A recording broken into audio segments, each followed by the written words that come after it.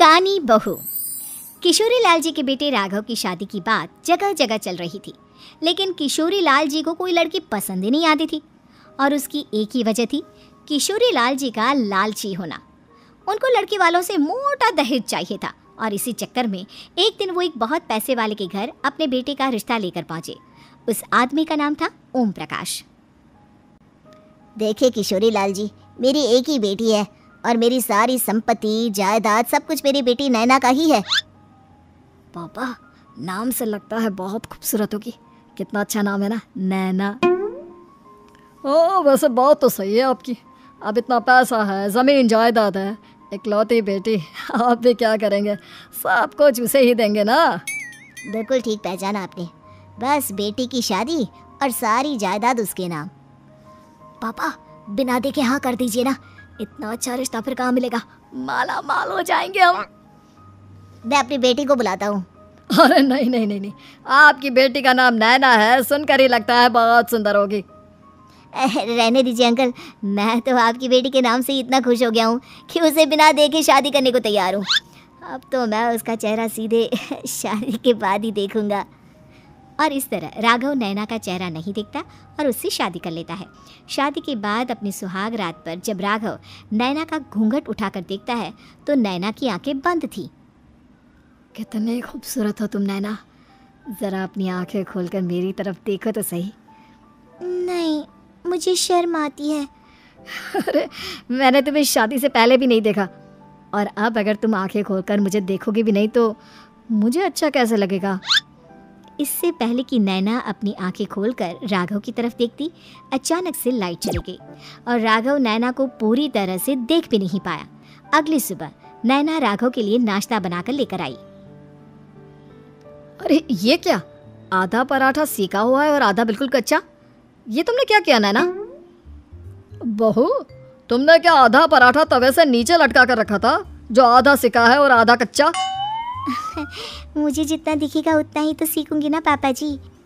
जहाँ जहाँ मुझे नजर आ रहा था वहाँ मैंने सीख लिया, जहाँ जहाँ नहीं दिखा वहाँ कच्चा रह गया होगा।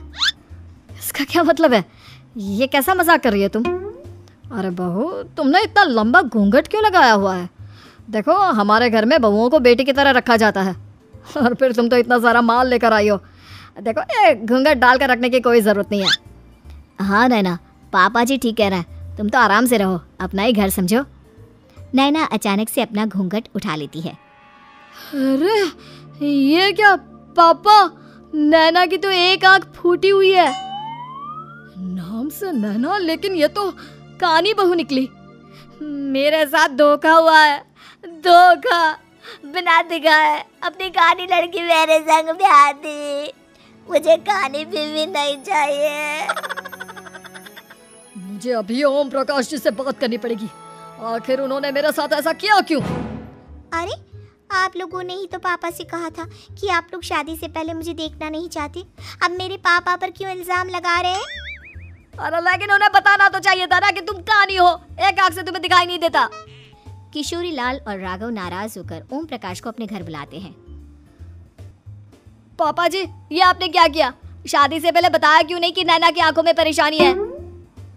अरे आप ही ने तो लड़की देखने से मना कर दिया था। और लेकिन आप बता तो सकते थे। आपको तो हमारी बेटी की प्रॉपर्टी चाहिए थी, वो भी पूरी की पूरी।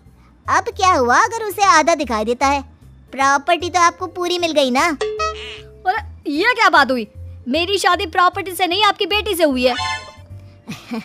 अब ये तो पहले सोचना चाहिए था, तब तो मेरी प्रॉपर्टी देखकर तुम्हारी जुबान लप लपा रही थी। लेकिन मैं कानी लड़की को अपनी बीवी बनाकर नहीं रख सकता। पापा कुछ करिए ना आप। हाँ करता हूँ। देखिए ओम प्रकाश जी, आप हमारे साथ ऐसा नहीं कर सकते।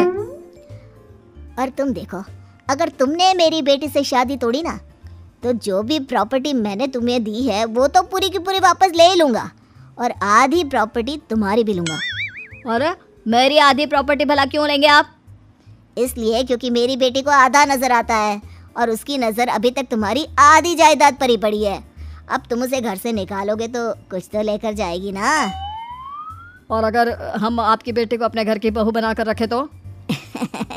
तो तुम्हारी पूरी प्रॉपर्टी तुम्हारी ही रहेगी, और जो मैंने तुम्हें दिया है ना उसमें से बस मैं आधा लेकर जाऊंगा।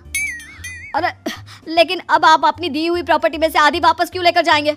अगर मैं आपकी बेटी को अपनी पत्नी बनाकर रखने को तैयार हूँ तो? इसलिए ताकि भविष्य में अगर तुम मेरी बेटी को धोखा दो तो उसके पास कुछ तो रहे जो पति का हो।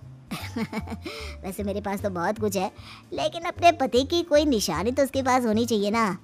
अब अगर तुमने मेरी बेटी को कहानी कहा तो तुम्हें प्रॉपर्टी भी कहानी ही मिलेगी, पूरी नहीं। जमाए राजा। किशोरी लाल और राघव समझ चुके थे कि वो बुरी तरह फंस चुके हैं और अब उनके पास वहां से निकलने का कोई चारा नहीं है। अब समझ में आया ना, लालच बुरी बला होती है। एक तो तुम्हें प्रॉपर्टी मिली, ऊपर से बीवी मिली, उसमें तुम्हें नखरे भी दिखाने हैं। आए बड़े, चुपचाप बैठो दोनों। कुछ दिनों के बाद नैना राघव की कार लेकर बाजार घूमने निकलती है और जब कार लेकर वापस आती है, ये क्या? एक तरफ से मेरी गाड़ी पूरी खराब हो चुकी है। लगता है तुमने मेरी गाड़ी को किसी दूसरी गाड़ी के साथ एक्सीडेंट किया है। अरे अरे, कितना बड़ा नुकसान कर दिया तुमने बहू। वो क्या है ना पापा जी, मुझे एक आंख से दिखाई नहीं दे रहा था, सामने से गाड़ी आ रही थी। मुझे तो सिर्फ आधा ही दिखाई दिया और वो गाड़ी मेरी कार से रगड़ती हुई निकल गई। अब मैं क्या करूं बताओ? आप इसे ठीक कराने के पैसे कौन देगा? तुम्हारे पापा। तुमने मुझसे इस तरह से बात की? अभी रुको। नैना राघव की शिकायत ओम प्रकाश को कर देती है। देखो राघव, अब जो मेरी आधी प्रॉपर्टी तुम्हारे पास थी ना उसमें से आधी और मैं लेकर जाऊंगा, क्योंकि तुमने मेरी बेटी को डांटा। अरे नहीं नहीं पापा जी, गलती हो गई, माफ कर दो। गलती की तो कोई गुंजाइश ही नहीं। अगली बार मेरी बेटी को डांटा तो बची हुई आधी में से आधी और ले जाऊंगा। लालच के चक्कर में हम दोनों ने बहुत बड़ी गलती कर दी बेटा। एक तो तुम्हें कानी बहू मिली और ऊपर से जो माल मिला वो भी काना।